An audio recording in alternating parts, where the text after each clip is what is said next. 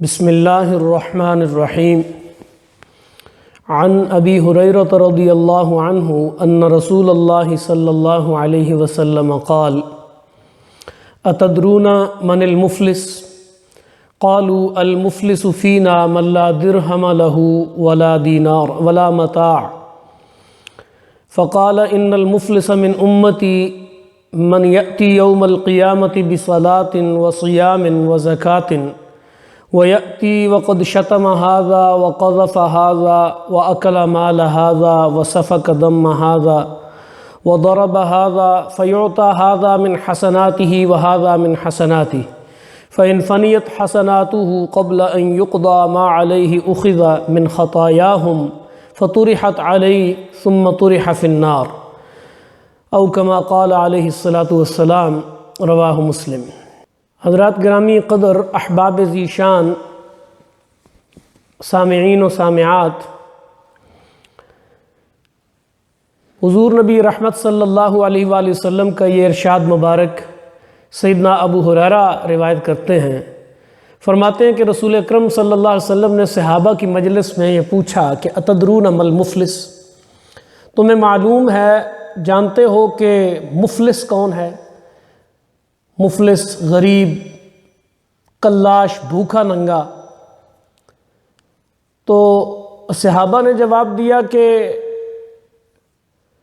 ہمارے درمیان مفلس ظاہر ہے وہی کہلائے گا جس کے پاس نہ کوئی درہم و دینار ہو، نہ کوئی مال و متاع ہو، نہ کوئی سونا چاندی ہو، اور بھوک نے ڈیرے ڈال رکھے ہوں۔ فرمایا کہ نہیں، میری امت کا مفلس ترین، کلاش ترین، بھوکا ترین شخص وہ ہے کہ جو روز قیامت اپنی نمازیں، اپنے روزے اور زکاتیں لے کر آئے گا، یعنی اعمال کا ایک انبار لائے گا۔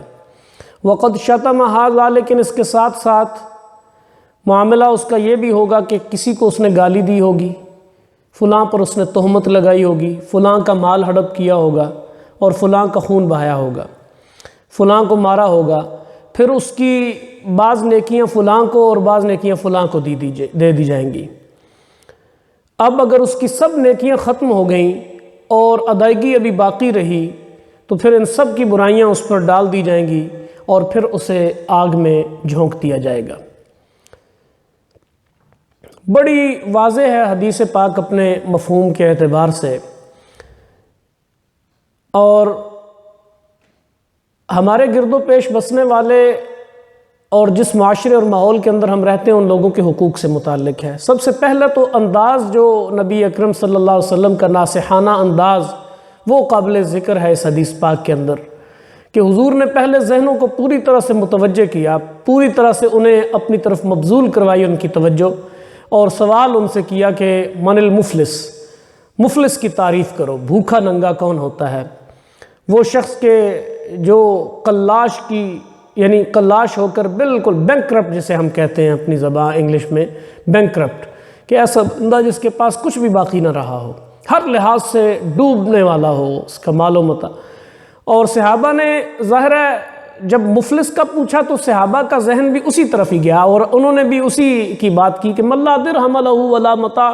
کوئی متاع دنیا نہ ہو، کوئی ساز و سامان نہ ہو، کوئی جو ہے وہ درہم و دینار نہ ہو، سونا چاندی نہ ہو، دولت کے انبار نہ ہوں، اور نان جوین کو ترس رہا ہو، کھانے پینے کو ترس رہا ہو، ایسا ہی شخص ظاہر ہے مفلس اور کلاش ہوگا۔ تو آپ صلی اللہ علیہ وسلم نے جب ذہن پوری طرف متوجہ پائے تو پھر یہ بات فرمائی کہ میری امت کا مفلس ترین تو شخص وہ ہے کہ جو اپنی نمازیں، روزے اور زکاتیں لے کر آتا ہے، لیکن روز قیامت اور اس کا معاملہ یہ ہے کہ کسی کا حق کھا کے آیا ہے، کسی کو گالی دے کے آیا ہے، کسی کو لڑائی بڑائی کر کے آیا ہے، کسی کا قتل کر کے آیا ہے، اور پھر اس کے اعمال کے وہ جو انبار تھے اپنے ساتھ لایا تھا۔ ساری زندگی کوئی نماز اس نے قضا نہیں کی، ساری زندگی اس نے کوئی روزہ نہیں چھوڑا، نفلی روزے بھی کثرت کے ساتھ رکھتا تھا، اور زکوٰۃ کے علاوہ صدقات بھی تھے، بہت کچھ تھا، یعنی مال اس نے اعمال میں کوئی کمی نہیں چھوڑی۔ یہ حقوق اللہ تھے سارے کے سارے، لیکن حقوق العباد کے معاملے میں اس سے کوتاہیاں ہوئیں۔ اس نے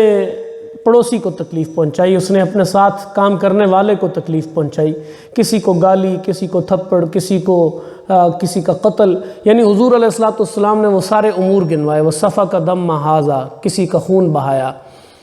آپ ذرا تصور کیجئے کہ رسول اکرم صلی اللہ علیہ وآلہ وسلم تو مسلمان کی تعریف ہی یہ کر رہے ہیں کہ المسلم من سلم المسلمون من لسانہ و یدہ، کہ مسلمان تو ہے ہی وہ جس کی زبان سے اور اس کے ہاتھ کی آفت سے دوسرے مسلمان محفوظ رہیں۔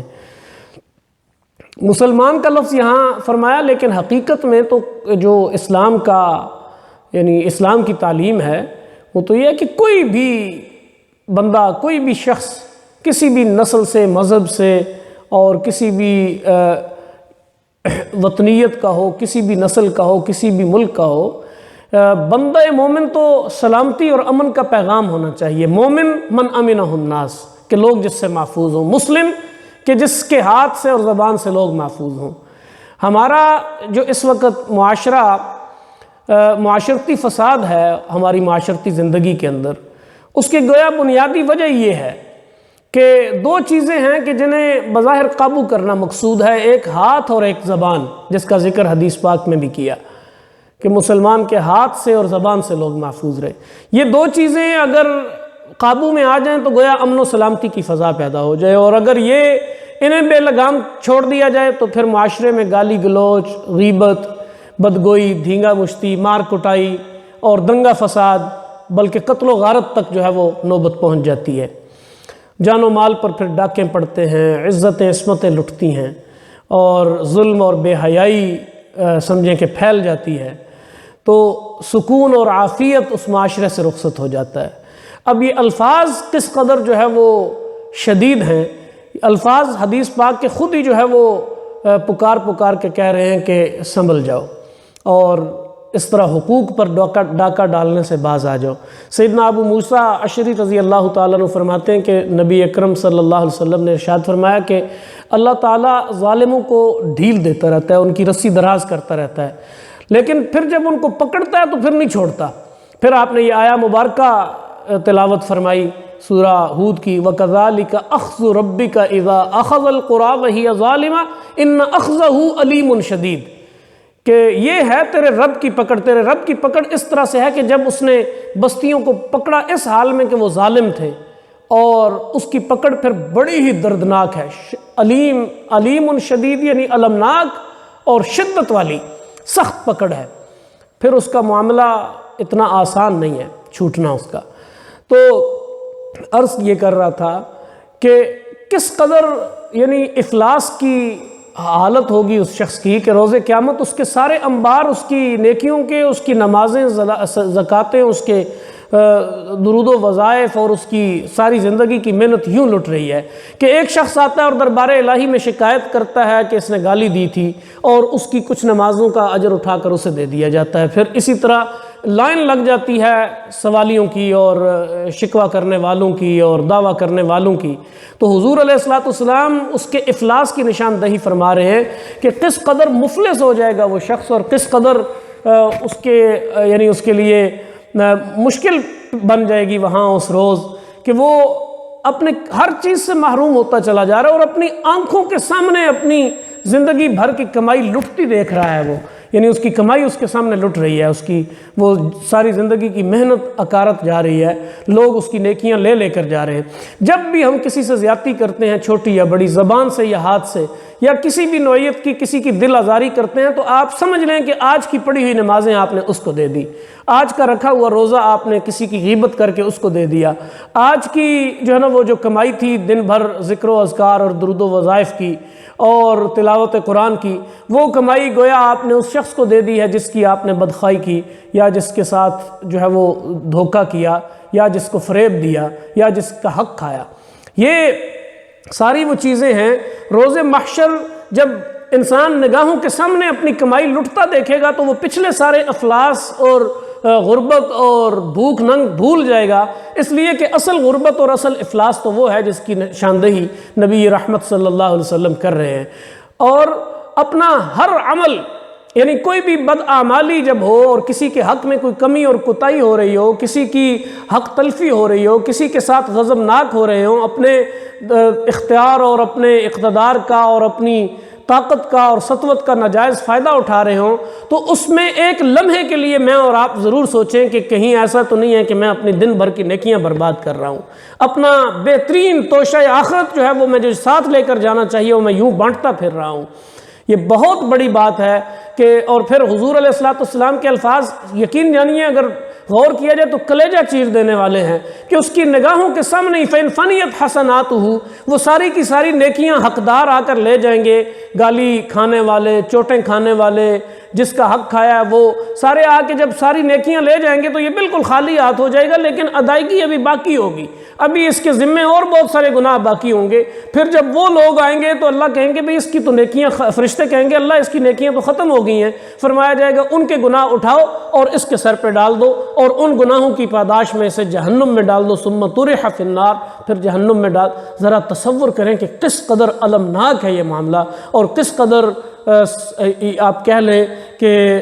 انسان بے بس ہوگا اس وقت۔ اللہ کریم سے دعا ہے کہ اس وقت کے آنے سے پہلے ہمیں توبہ و تلافی کی توفیق عطا فرمائے۔ ہم لفظ کہتے ہیں نا معافی اور تلافی، معافی اللہ سے ہوتی ہے اور تلافی جو ہے وہ